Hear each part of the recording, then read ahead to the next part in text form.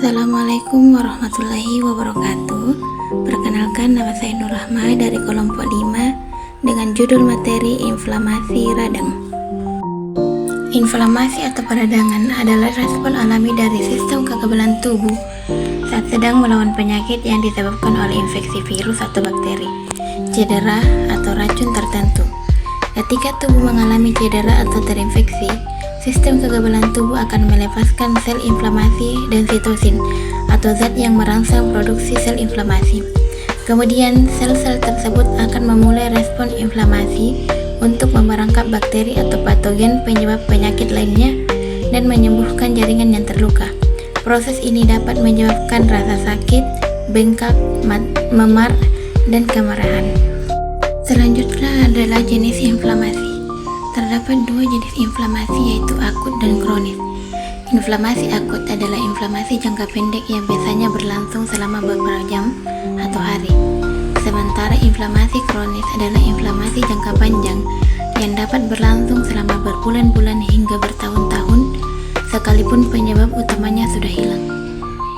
Adapun penyebab inflamasi, yaitu inflamasi akut dapat disebabkan oleh paparan terhadap satu zat, sengatan serangga, infeksi bakteri, virus atau jamur, kemudian cedera fisik atau dapat menyebabkan inflamasi seperti luka fisik, kuku kaki tumbuh ke dalam, atau sakit tenggorokan misalnya karena flu. Adapun penyebab inflamasi kronis, yaitu kondisi yang berperan penting dalam proses penyembuhan, namun jika terjadi secara berlebihan, peradangan justru dapat menyebabkan timbulnya berbagai penyakit seperti kanker, reumatoid, artritis, periodontitis, dan aterosklerosis. Inflamasi kronis dapat berkembang ketika seseorang pertama hipersensitivitas terhadap suatu agen yang dapat menyebabkan alergi, yang kedua menderita penyakit autoinflamasi, yang ketiga menderita gangguan autoimun, kemudian mengalami peradangan akut terus-menerus, kemudian yang terakhir adalah terkena paparan bahan-bahan iritan dalam jangka panjang, misalnya bahan kimia industri. Selanjutnya adalah gejala-gejala inflamasi. Yang pertama, gejala inflamasi akut. Ada beberapa gejala umum yang timbul akibat inflamasi. Inflamasi akut adalah kemerahan pada kulit di sekitar lokasi cedera, pembengkakan, kemudian rasa nyeri dan panas.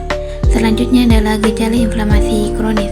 Berikut adalah beberapa gejala inflamasi kronis. Yang pertama itu sakit perut, kemudian nyeri dada, kemudian demam misalnya pada tuberkulosis, kemudian kelelahan misalnya pada lupus, kemudian nyeri dan kaku sendiri misalnya pada reumatoid atau artritis, luka di mulut misalnya pada HIV.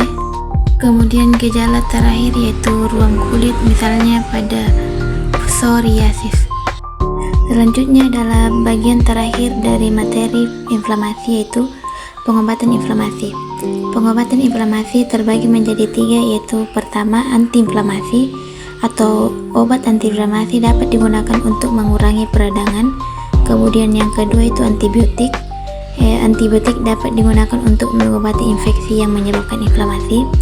Kemudian yang ketiga adalah pengobatan inflamasi kronis. Pengobatan jangka panjang mungkin diperlukan, termasuk penggunaan steroid atau obat-obatan lainnya untuk mengontrol inflamasi dan mencegah kerusakan jaringan. Itulah tadi materi mengenai inflamasi atau peradangan dari kelompok 5. Mohon maaf bila ada kekurangan dan kesalahan. Kurang dan lebihnya mohon dimaafkan. Akhirul kalam. Wassalamualaikum warahmatullahi wabarakatuh.